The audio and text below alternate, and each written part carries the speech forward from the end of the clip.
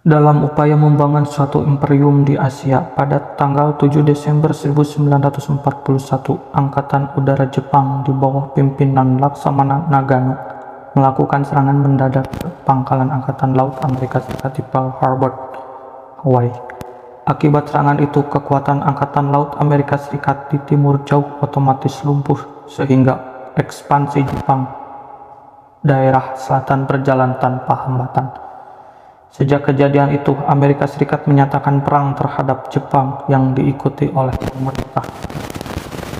Tanggal 18 Desember 1941, Gubernur Jenderal Hindia Belanda AWL Chandra van Stauffenberg-Stachanower secara resmi menyatakan perang terhadap Jepang.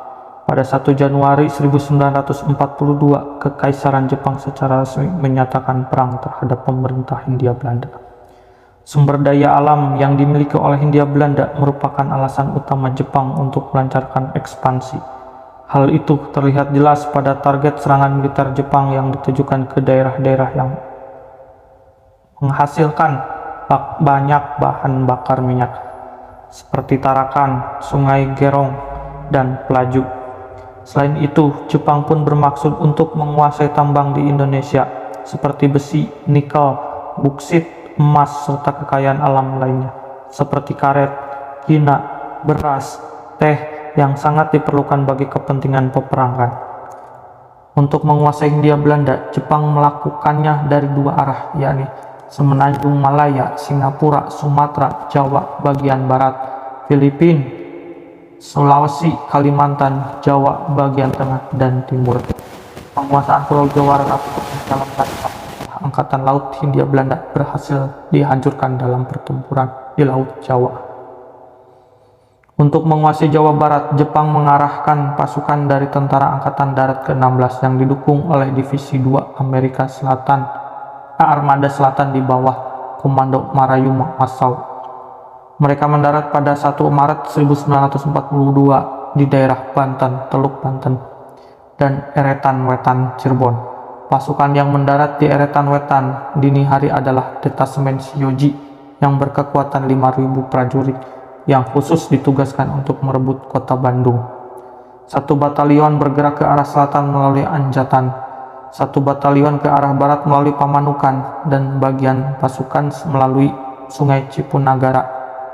Pada 5 Maret 1942, seluruh detasemen tentara Jepang yang ada di Kalijati disiapkan untuk menggempur pertahanan Hindia Belanda di Ciater dan selanjutnya merebut Bandung. Akibat serbuan itu, tentara Belanda dari Ciater mundur ke Lembang. Pada 7 Maret 1942, Lembang berhasil direbut oleh Jepang sehingga jatuhnya Bandung ke tangan Jepang sudah di depan mata.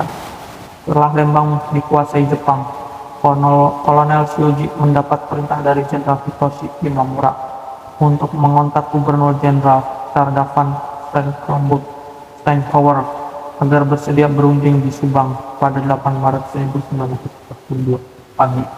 Akan tetapi usulan itu ditolak oleh Gubernur Jenderal Chandra atas saran Letnan Jenderal Porter. Akibatnya, Jenderal Imamura mengeluarkan ultimatum bila pada 8 Maret 1942 pukul 10 pagi para pembesar Belanda belum juga berangkat ke Kalijati, maka Bandung akan dibom sampai hancur. Melihat kenyataan itu, Letnan Jenderal Terporten dan Gubernur Jenderal Chandra beserta para pembesar tentara Belanda lainnya berangkat ke Kalijati sesuai dengan tanggal dan waktu yang telah ditentukan. Pada mulanya, Jenderal Terporten hanya bersedia menyampaikan kapitulasi Bandung. Namun karena Jenderal Imamura menolak usulan itu dan akan melaksanakan ultimatumnya, akhirnya Letnan Jenderal Terporten dan Gubernur Jenderal Chandra menyerahkan seluruh wilayah Hindia Belanda kepada Jepang tanpa syarat. Keesokan harinya, pada 9 Maret 1942 pukul 8, dalam siaran radio Bandung terdengar perintah Jenderal Terporten kepada seluruh pasukannya untuk menghentikan segala peperangan dan melakukan kapitulasi tanpa syarat. Kedatangan Jepang ke Indonesia yang pada mulanya disambut dengan baik oleh rakyat karena dianggap sebagai pembebas dari penjajahan Belanda, Pada 1944 mulai dibenci rakyat karena berbagai tindakan yang dilakukannya telah mengakibatkan kesengsaraan bagi rakyat. Akibat dari itu muncul perlawanan-perlawanan terhadap Jepang yang bertujuan untuk mengusir Jepang dari Indonesia, dengan tujuan untuk memobilisasi rakyat Indonesia supaya membantu Jepang dalam peperangannya melawan pihak sekutu, yang menurut Jepang peperangan yang dilakukan itu untuk mencapai kemakmuran Asia Timur Raya. Maka pada 29 April 1942 Jepang telah mendirikan pergerakan 3A, artinya 3A ialah Jepang Pemimpin Asia, Jepang Pelindung Asia, Jepang Cahaya Asia. Yang diberi tugas untuk memimpin pergerakan 3A ini adalah Mr. Raden Samsudin. Tokoh ini pada masa penjajahan Belanda pernah duduk dalam pemimpin Parindra dan mewakili partai tersebut dalam Volksraad. Akan tetapi pergerakan tersebut di daerah Ciamis tidak mendapatkan sambutan dari rakyat. Pada September 1943 dengan disponsori Putra, Pusat Tenaga Rakyat, telah didirikan Tentara Sukarela Pembela Tanah Air (PETA). Dalih yang dikemukakan oleh pemimpin Putra dalam usaha pendirian PETA ini ialah untuk mempertahankan tanah air Indonesia dari ancaman sekutu. Antara tokoh dalam usaha pendirian dalam perkembangannya, kemudian PETA ini banyak memberikan keuntungan kepada perjuangan kebangsaan Indonesia. PETA inilah yang kemudian menjadi tulang punggung angkatan bersenjata Republik Indonesia. Di antara putra Ciamis yang telah mengikuti pendidikan PETA ialah Pratjaman, R.S. Bratamanggala, M. Gumilar, Abu Bakar Kartakusuma, Udo Ranjana, Muhammad Kostaram. Pada masa pendudukan Jepang, Kabupaten Ciamis dipimpin oleh Bupati R.T.A. Sunari. Pada saat itu Bupati Ciamis berhasil mendirikan koperasi minyak kelapa subur. Di antara pemimpin koperasi tersebut ialah Suwita Atmaja, dan koperasi ini berjalan dengan baik. Di daerah Ciamis yang penduduknya banyak petani kelapa, adanya koperasi subur ini telah memberikan sedikit keringanan kepada kehidupan rakyat di Ciamis. Tahun 1944 sampai 1946. Sejak tahun 1944, Jepang semakin sering mengalami kekalahan dalam Perang Asia Timur Raya. Pada Juli 1944, Saipan, titik pertahanan Jepang yang terpenting di Kepulauan Mariana, jatuh ke tangan Angkatan Perang Amerika Serikat. Peristiwa ini telah mengakibatkan jatuhnya Kabinet Tojo. Pada 22 Juli 1944, kabinet baru dibentuk di bawah pimpinan Jenderal Koiso. Pada masa kepemimpinannya, Jepang mulai terdesak di garis depan pertempuran. Kondisi ini sangat dikhawatirkan oleh Jepang, sehingga mendorong Kabinet Koiso mengeluarkan kebijakan yang bersifat agar Jepang tidak dimusuhi oleh penduduk. Untuk maksud itu, Kabinet Koiso memerintahkan agar penguasa militer di Indonesia untuk bertindak bijaksana, agar terkesan baik dari penduduk pribumi terhadap Jepang dapat ditanamkan secara optimal. Salah satu langkah yang diambil oleh Perdana Menteri Koiso untuk mempertahankan pengaruh Jepang di antara pendudukan negara dan negara yang didudukinya ialah dengan cara mengeluarkan pernyataan memberikan kemerdekaan. Dengan demikian, Jepang mengharapkan bahwa sekutu akan disambut oleh penduduk tidak sebagai pembebas rakyat, tetapi sebagai penyerbu ke negara merdeka. Dalam konteks inilah, pada 7 September 1944, Perdana Menteri Koiso mengeluarkan pernyataan bahwa Kekaisaran Jepang akan memberikan kemerdekaan kepada bangsa Indonesia kelak di kemudian hari. Namun demikian, Perdana Menteri Koiso sama sekali tidak memberikan kepastian tentang waktu pemberian kemerdekaan kepada Indonesia. Melalui janji ini, Perdana Menteri Koiso berharap bahwa bangsa Indonesia membalas janji itu dengan cara mendukung Jepang sebagai ungkapan terima kasih. Ketika Jepang semakin terdesak oleh sekutu, pada 7 Agustus 1945 penguasa militer Jepang di Saigon mengumumkan pembentukan Panitia Persiapan Kemerdekaan Indonesia (PPKI) untuk mempersiapkan negara Indonesia yang merdeka. Kemudian pada 9 Agustus 1945, Insinyur Soekarno, Dr. Andes Muhammad Hatta, Dr. Rajiman Widyodiningrat, Dr. Soeharto, Letnan Kolonel Nomura, dan Miyoshi pergi ke Saigon melalui Singapura pada 11 Agustus 1945. Marsikal Terauchi, Panglima Tentara Umum Selatan yang menguasai semua tentara Jepang di Asia Tenggara, menerima kedatangan para pemimpin Indonesia di sebuah ruangan villa di Dalat. Dalam pertemuan itu, Insinyur Soekarno diangkat sebagai Ketua PPKI dan Dr. Andes Muhammad Hatta sebagai Wakil Ketua PPKI. Disetujui pula bahwa rapat pertama PPKI akan diselenggarakan pada 18 Agustus 1945 di Jakarta, dan kemerdekaan Indonesia akan diumumkan secara resmi. Persiapan mengenai hal itu akan dilakukan secepatnya bersama-sama pemerintah Jepang. Pada 13 Agustus 1945, rombongan pimpinan PPKI meninggalkan Saigon. Namun demikian, PPKI belum dapat melaksanakan tugasnya karena pada 14 Agustus 1945, Presiden Truman dan Perdana Menteri Attlee mengumumkan bahwa Jepang menyerah tanpa syarat kepada sekutu setelah Hiroshima dan Nagasaki dijatuhi bom atom oleh Amerika Serikat pada 6 dan 9 Agustus 1945. Berita kekalahan Jepang dari sekutu itulah membangkitkan gairah para pemuda Indonesia untuk segera melakukan proklamasi kemerdekaan Indonesia. Akan tetapi mereka tidak memiliki kemampuan untuk melaksanakannya. Mereka berpikir bahwa pernyataan Indonesia merdeka hanya bisa dilakukan oleh orang yang berpengaruh dalam masyarakat Indonesia, yakni Soekarno dan Muhammad Hatta. Akan tetapi kedua tokoh tersebut menolak untuk segera memerdekakan bangsa karena mereka belum mengetahui bahwa Jepang sudah mengumumkan kekalahannya dalam Perang Pasifik. Baik Soekarno maupun Muhammad Hatta sepakat bahwa kemerdekaan bangsa Indonesia akan diumumkan secara resmi di hadapan sidang PPKI. Keputusan kedua pemimpin pergerakan nasional itu mengakibatkan lahirnya tindakan para pemuda untuk menjauhkan Soekarno dan Muhammad Hatta dari pengaruh Jepang. Mereka kemudian dibawa oleh para pemuda dan mengungsikan keduanya ke Ranges Dengklok, Karawang.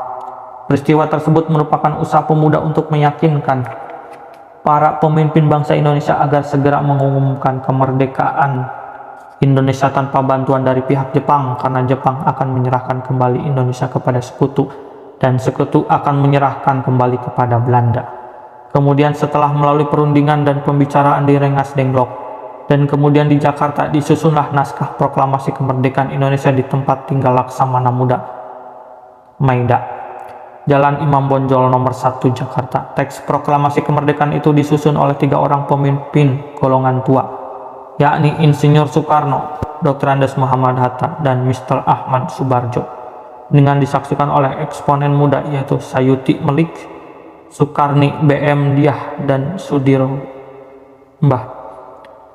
Setelah naskah proklamasi selesai disusun menjelang subuh tanggal 17 Agustus 1945, kemudian pada pagi harinya pukul 10.30 waktu Jawa zaman Jepang atau pukul 10 waktu Indonesia bagian Barat, teks proklamasi kemerdekaan Indonesia dibacakan oleh Insinyur Soekarno yang didampingi oleh Dr. Andes Muhammad Hatta di Jalan Pegangsaan Timur nomor 56 Jakarta.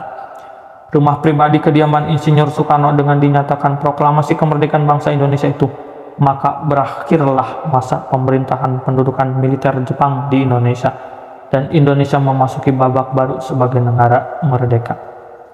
Masyarakat Jawa Barat, khususnya masyarakat Ciamis, menerima berita tentang proklamasi itu. Ada yang melalui siaran radio dan ada pula yang secara berantai, baik melalui surat selebaran ataupun dari mulut ke mulut. Ibing Kalyubi, seorang pensiunan tentara di Ciamis, misalnya mendengar berita proklamasi kemerdekaan Indonesia itu dari siaran radio dengan perantara telepon antar kecamatan. Berita proklamasi itu juga disebarluaskan ke seluruh kecamatan di Kabupaten Ciamis.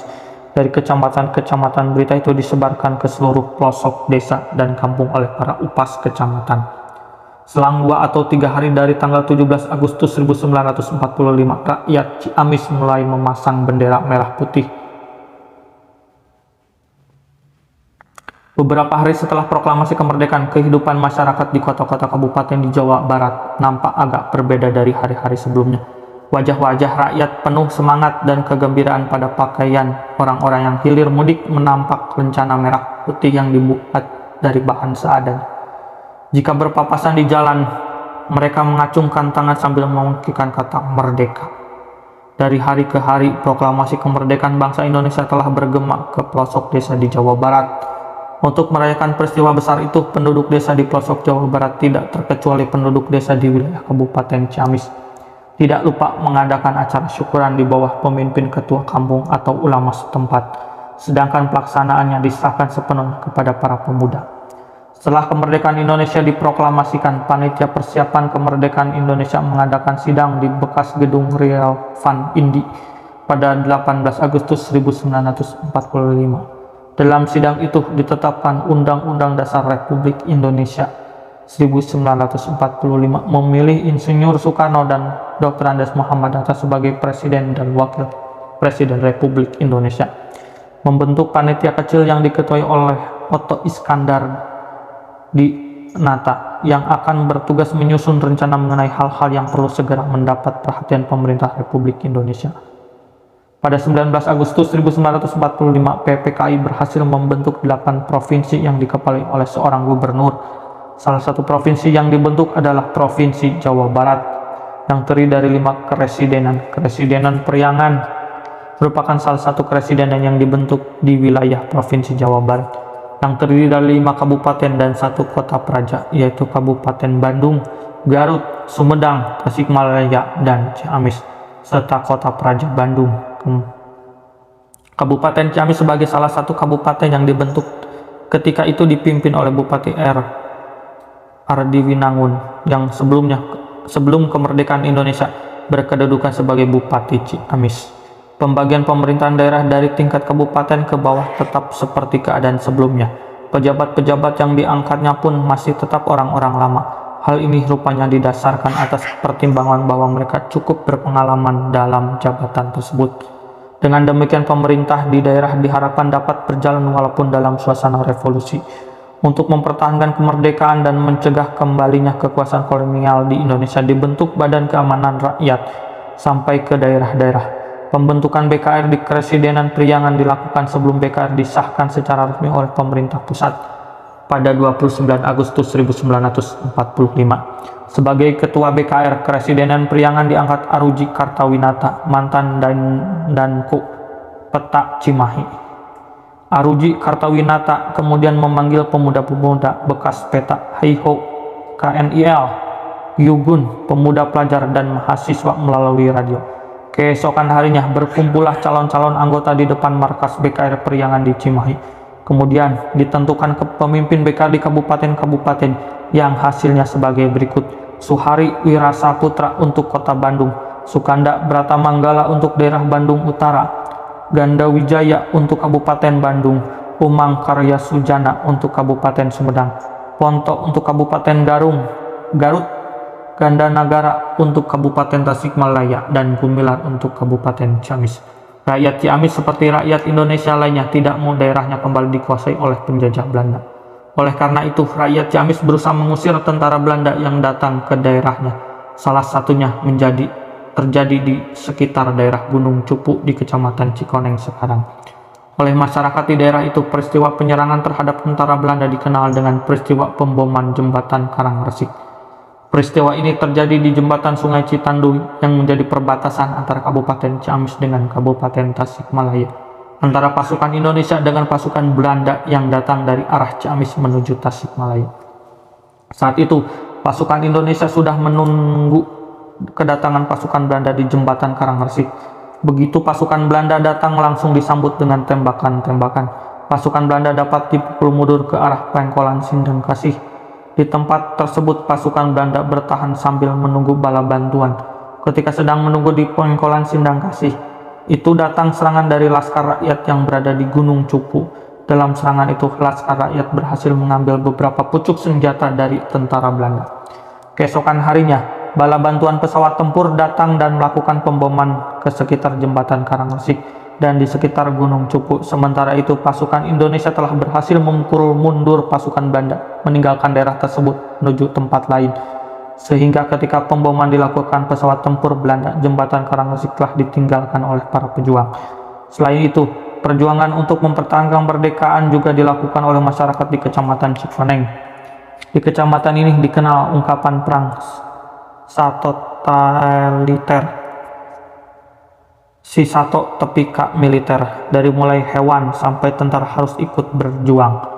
Dalam perang tersebut orang-orang sudah lanjut usia menyembelih ayam dan ternak lainnya untuk disuguhkan kepada para pemuda, masyarakat dan tentara Siliwangi, Sabilillah dan Hizbullah yang semuanya berjuang untuk mengusir penjajah Belanda. Sementara itu para pemudanya juga tidak mau ketinggalan. Ada yang masuk Tentara Republik Indonesia Pelajar, RIP, Laskar Hizbullah atau Laskar Sabilillah. Di daerah ini Laskar Sabilillah cukup merepotkan tentara Belanda. Desa-desa yang sering dijadikan sebagai markas tentara Sabilillah adalah Desa Gunung Cupu, Budiharja, Sukaraja, dan Sukasenang. Akibat sering merepotkan tentara Belanda itu, selama lebih kurang 10 hari Kecamatan Cikoneng digempur oleh tentara Belanda. Banyak rakyat Kecamatan Cikoneng yang dianggap oleh tentara Belanda sebagai pengacau ditangkap dan ditawan. Adapun yang tidak tertangkap melarikan diri ke gunung-gunung seperti Gunung Syawal, Gunung Cakrabuana, dan Gunung Galunggung.